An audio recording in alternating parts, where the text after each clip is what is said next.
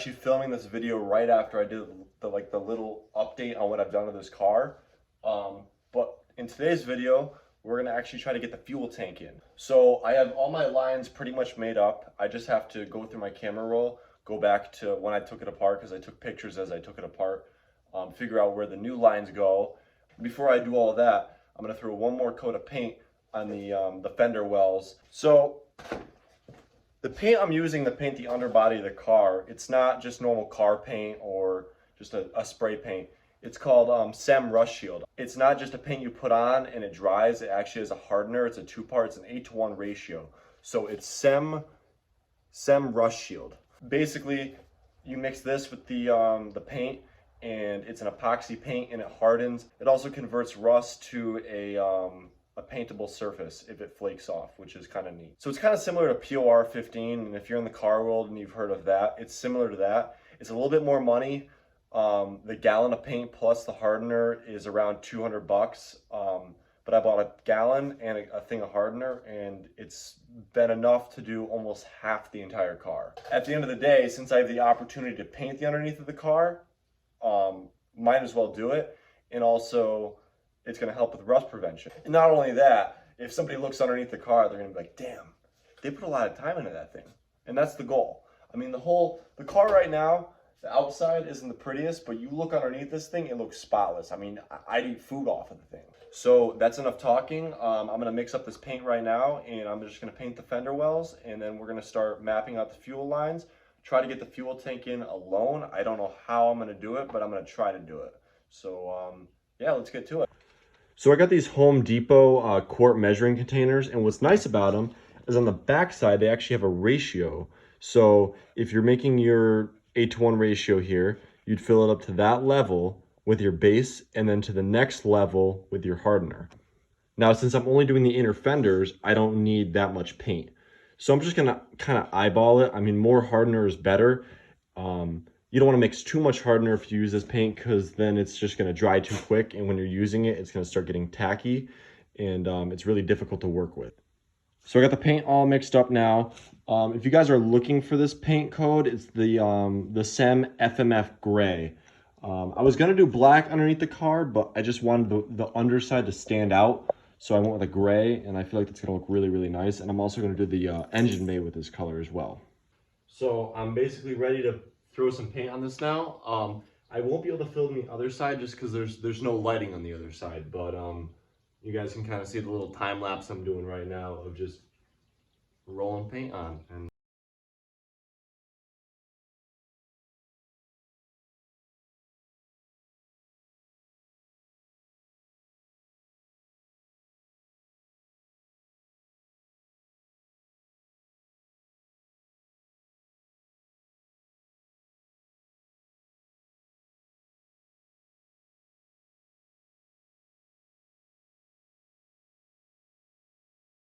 my flashlight started flashing because the battery was dying, and it just died now, but it's perfect timing because I just finished this fender well. I'm gonna run out to the shop. I'm gonna grab another battery for this thing, and I'm gonna hit the other side. I think I made a little bit too much paint, which is okay because I can just kind of hit some spots underneath the car where I think it needs it, and I'll lose the rest of the paint. We'll let this tack up, dry, and we'll get the fuel tank in. So I did this off camera because I had to figure out where all the fuel lines went, the return lines and whatnot. I think my plan is to get this fuel tank in. I'm gonna mount the fuel tank straps where they need to be, and then I'm gonna put the straps underneath the fuel tank and then suspend it up, and then get the fuel tank straps into their mounting points up here. And then hopefully that works. I guess we'll see how it goes. All right, so both straps are in now, so nothing's holding me back from getting this thing back in. Now, I dropped this thing with probably 5 gallons of gasoline left in it, so it should be easy enough for me to put it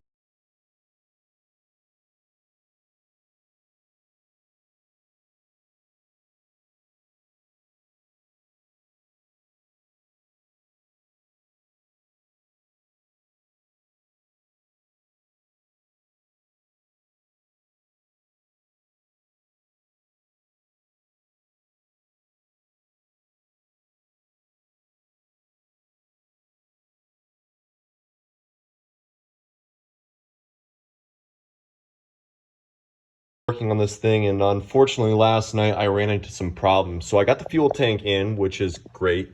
The only thing I couldn't do was mount up that little bolt right there. I mean, I got this gasket in, which is the most important thing to me.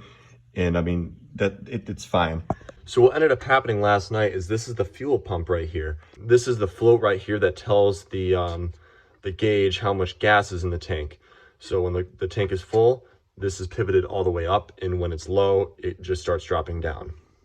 Now I was putting it in, and the end of this little rod sheared right off.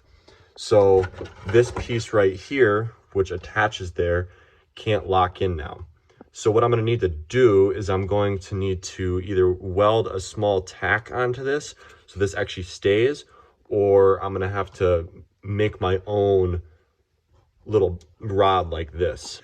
All right, so the good news is I was actually able to fix that that little float. So now I got the fuel lines all hooked up here and then down below.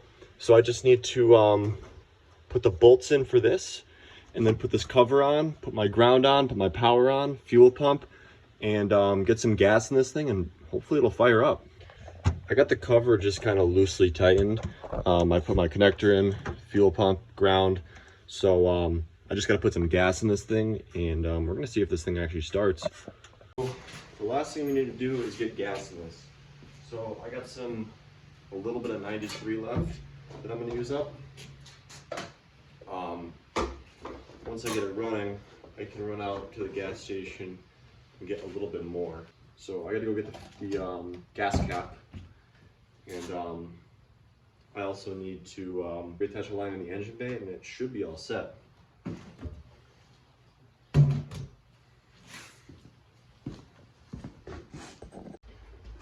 All right, so let's clear some stuff off this hood here. All right. So for the people that are new to this channel, and you haven't seen this car yet, obviously that's not the stock motor. This is actually a 1994 LT1 350. So it's a small block 350, but it's fuel injected opposed to carbureted.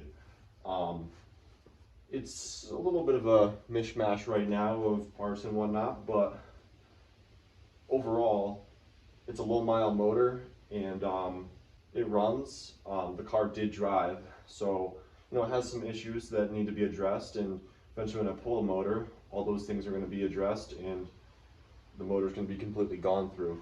So let me reattach that line. I think it's over here, and we're going to see if we can get this started. So my phone keeps running out of storage, which really sucks because I just did a couple troubleshooting things. I wasn't getting a good chassis ground for my fuel pump, so I fixed that. This line over here, when I got the fuel pump engaged, started leaking. So I know the fuel system's working and we're drawing gasoline, but I have to fix that leak. So what I'm going to do is turn the key, get the fuel pump engaged, see exactly where that leak is coming from, fix it, and let the gasoline evaporate, and then, because it's going to drip right on the header, and I don't really want to catch this thing on fire inside my house. So that's the plan.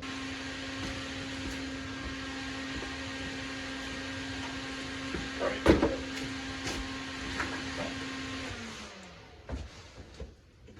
I know where it is now. So I think what I'm going to do is that fuel line is kind of, it looks like junk. It looks like it's seen better days. So this is one of those perfect instances with a project car where you go to do one thing and then another thing goes wrong. So that fuel line was leaking, we solved that, we put a new filter on, and then it busted a hole through the line and started leaking again. So luckily I got hose on standby. We're gonna fix it. I'm gonna make it a little bit longer because they had a piece about that big and it was kind of difficult to work with. So I got a little bit of a longer piece, and we're gonna see if we can actually fix it now and get this thing running. Okay, so the issue I had was I only had like 2 gallons of gas, and I put that in there, and that wasn't enough for the fuel pump to pull. So when I would start the motor, it would start for about a minute, it would pull fuel around the pump, and then it would turn off. And I had that little clear filter too, and you could see it would have a surge of gas, it would fill up, and then the motor would run, and then it would die down, and the only way to keep it going is give it full throttle. So I got 5 gallons of gas, dumped that in there, and now we're gonna fire it up, and hopefully it'll run consistently.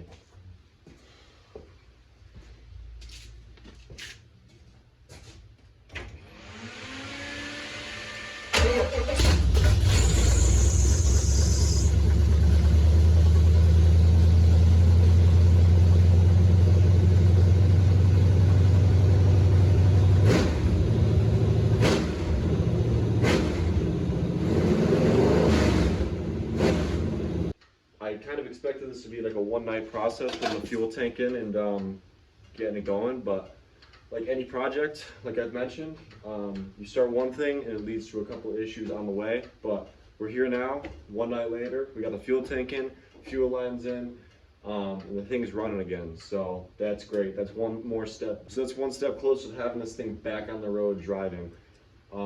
Next video won't be for a little bit. I still got to get a couple more things to mock up the rear end, and then that'll be the next video, and the final video will be putting it all together and then getting this thing on the road. But it's not the end of all the videos on this car. I mean, there's tons of work to do to this thing, as you can see, but to get this thing off jack stands, that's all I have to do, and I'm super hyped for it now. Getting it running is like, I feel great about this. So I hope you guys enjoyed this video, and I'll see you in the next one. Peace.